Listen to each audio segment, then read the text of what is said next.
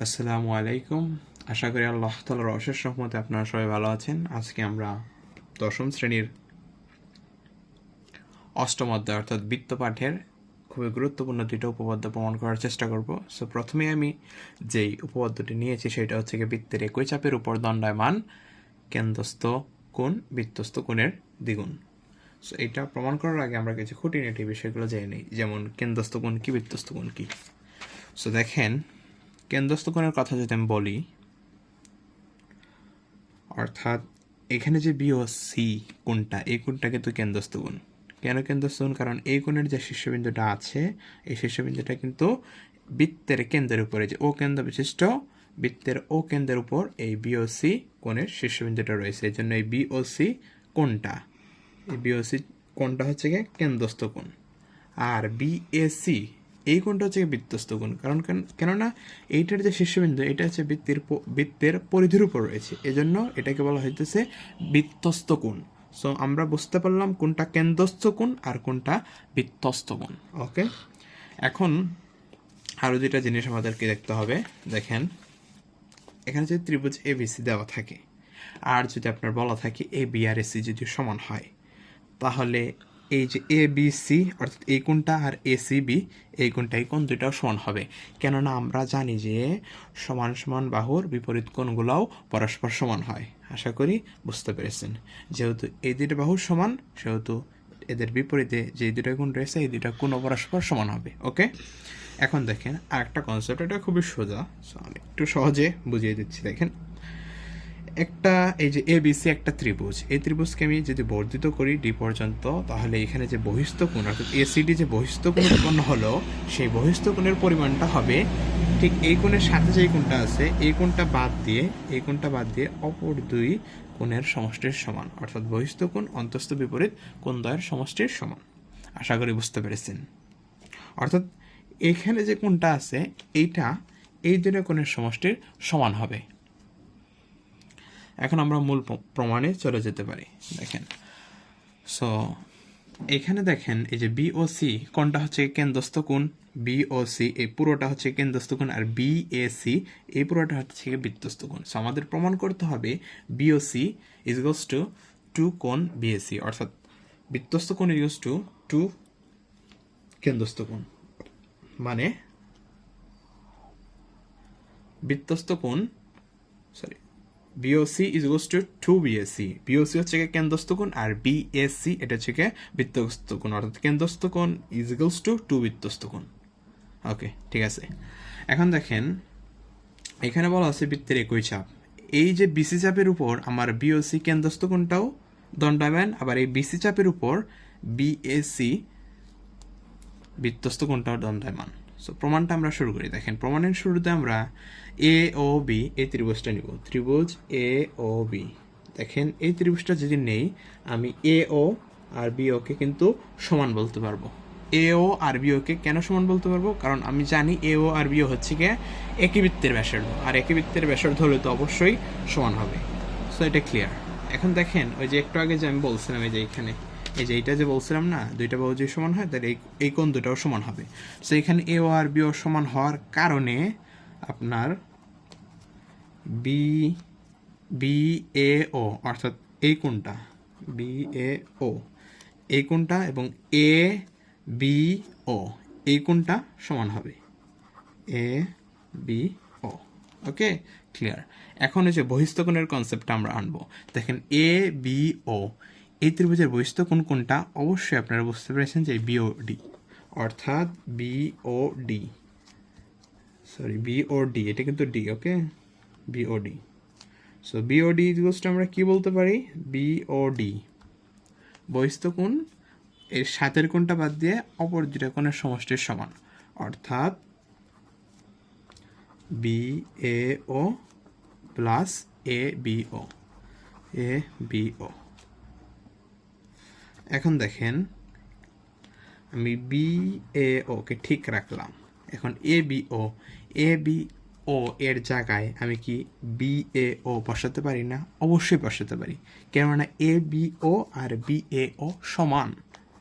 So আমরা বসাই দিলাম, তাহলে কি হলো? B A O R B A ও, অর্থাৎ 2 কোণ বি এ ও। ওকে, এখন এই সেম কেসটা যদি আমরা ত্রিভুজ এ ও সি এবং ত্রিভুজ এ ও সি এর বহিস্থ কোণ সিওডি দিয়ে করতাম, তাহলে দেখেন কি হতো। অর্থাৎ অনুরূপভাবে যদি আমি কোণ সি ও ডি নিতাম, তাহলে অবশ্যই আমার 2 কোণ সি এ ও আসতো। ওকে, এখন এটাকে যদি আমি 1 নং দিই আর এটাকে যদি আমি 2 নং দিই, দেন এখন জাস্ট এই দুটো যোগ করে দেন।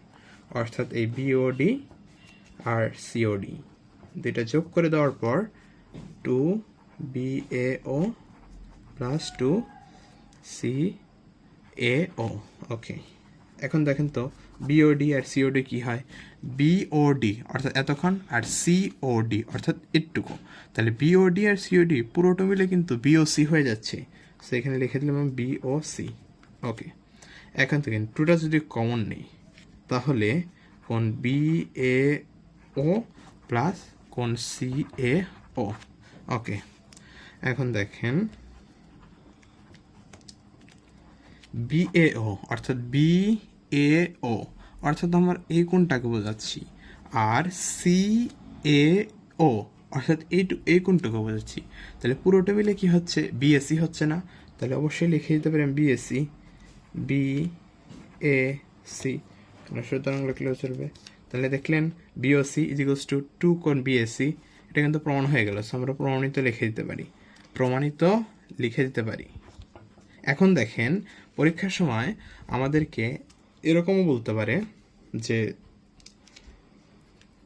BAC ইজিকলস to half of BOC, অর্থাৎ বৃত্তস্থ কোণটা কেন্দ্রস্থ কোণের অর্ধেক, এরকমও চাইতে পারে। তো চাক, সমস্যা কি, জাস্ট টুটাকে এখান থেকে ওই পারে পার করে দিলে হাফ হয়ে যাবে। অর্থাৎ BAC ইজিকলস টু হাফ BOC, বৃত্তস্থ কোণটা কেন্দ্রস্থ কোণের অর্ধেক। আপনার এরকমও চাইতে পারে, এরকমও চাইতে পারে, যেরকম চাইবে ওরকম দেবেন। আশা করি আপনারা খুব সুন্দরভাবে এটা বুঝতে পেরেছেন। এখন আমরা দ্বিতীয় উপপাদ্যটি প্রমাণ করার চেষ্টা করব। তো দেখেন দ্বিতীয় উপপাদ্যটিতে কি বলছে, বৃত্তে অন্তর্লিখিত চতুর্ভুজের যে কোনো দুইটি বিপরীত কোণের সমষ্টি 2 সমকোণ। অর্থাৎ এই যে একটা BADC, এটা একটা চতুর্ভুজ, এটা একটা বৃত্তের ভিতরে রয়েছে, এই জন্য বৃত্তে অন্তর্লিখিত। সো বৃত্তে অন্তর্লিখিত চতুর্ভুজের যে কোনো দুইটি বিপরীত কোণের সমষ্টি। অর্থাৎ আমি যদি বলি এই যে এই কোণ আর এই কোণের সমষ্টি 180 ডিগ্রি, অর্থাৎ 2 সমকোণ। আবার যদি বলি এই কোণ আর এই কোণের সমষ্টি, তাও 180 ডিগ্রি হবে। অর্থাৎ যে কোনো দুইটা বিপরীত কোণের সমষ্টি 2 সমকোণ, অর্থাৎ 180 ডিগ্রি। এটা আমাদেরকে প্রমাণ করতে হবে। সো আমি এই কোণ আর এই কোণ মিলে যে 2 সমকোণ হবে সেইটাই প্রমাণ করব। ওকে, একটা পারলে ওইটা তো ওই রকমই হবে, মানে এটা যেভাবে প্রমাণ করবো এটা তো সেমই। সো অনুরূপভাবে লিখে দিলে হয়ে যাবে, সমস্যা নাই। সো একটা করলেই হবে। ওকে, সো দেখেন এটা করতে হলে আমাদেরকে যেই কনসেপ্টটা একটু বুঝতে হবে, এইখানে প্রবৃদ্ধ কোণের একটু কনসেপ্টটা একটু ক্লিয়ার করে নিই। ওকে, সো দেখেন প্রবৃদ্ধ কোণ কাকে বলে। যেই কোণটা 180 ডিগ্রির চেয়ে বড় কিন্তু 360 ডিগ্রির চেয়ে ছোট, সেই কোণটাকে বলা হয় প্রবৃদ্ধ কোণ। আবারও বলছি, যেই কোণটা 180 ডিগ্রির চেয়ে বড় কিন্তু 360 ডিগ্রির চেয়ে ছোট, সেইটাকে বলা হয় প্রবৃদ্ধ কোণ। ওকে, এখন দেখেন আমরা এই উপপাদ্যে প্রমাণে আসি। সো দেখেন এখানে আমরা একটু আগে যে শিখে এসেছি বৃত্তের কেন্দ্রস্থ কোণ বৃত্তস্থ কোণের দ্বিগুণ, একই চাপের উপর দণ্ডায়মান বৃত্তের কেন্দ্রস্থ কোণ বৃত্তস্থ কোণের দ্বিগুণ, ওইটাকে আমরা কাজে লাগাবো। এখন দেখেন এই যে BCD এই চাপ আছে না, এই চাপের উপর কেন্দ্রস্থ কোণ BOD। ওকে, আর এই BCD চাপের উপরে বৃত্তস্থ কোণ BAD।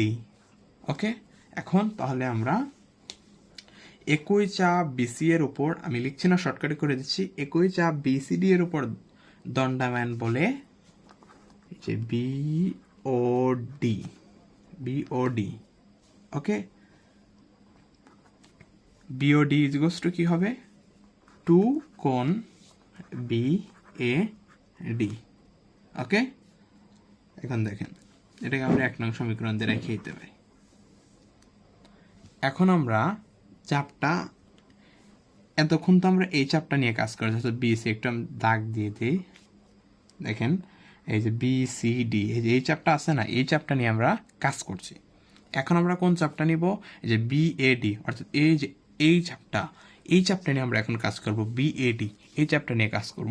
সো বিএডি চাপটা নিয়ে যদি কাজ করি, তাহলে একই চাপ বিএডি এর উপর কেন্দ্রস্থ কোণ কোনটা? অবশ্যই বিওডি। কিন্তু এখন বিওডি বললে হবে না, এটাকে এখন বলতে হবে প্রবৃদ্ধ বিওডি। প্রবৃদ্ধ, কারণ এই কোণটা হচ্ছে গিয়া 180 ডিগ্রির চেয়ে বড় কিন্তু 360 ডিগ্রির চেয়ে ছোট, এই জন্য আমরা বলবো এটা প্রবৃদ্ধ বিওডি। আর তাহলে কেন্দ্রস্থ কোণ কোনটা হলো? প্রবৃদ্ধ বিওডি, এটা হচ্ছে কেন্দ্রস্থ কোণ। আর বৃত্তস্থ কোণ কোনটা? এই যে বিসিডি। তাহলে আমরা তো ওইটা আবারও লিখি যে একই চাপের উপর দণ্ডায়মান কেন্দ্রস্থ কোণ বৃত্তস্থ কোণের দ্বিগুণ, এটা লিখতেছি দেখেন। সো প্রবৃদ্ধ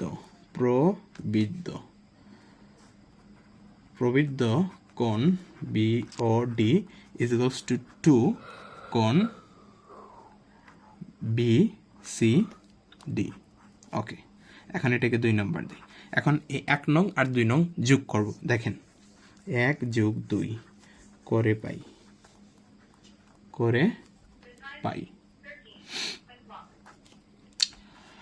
এখন 1 নম্বর আর 2 নম্বর যদি আমি যোগ করি, তাহলে বিওডি যোগ প্রবৃদ্ধ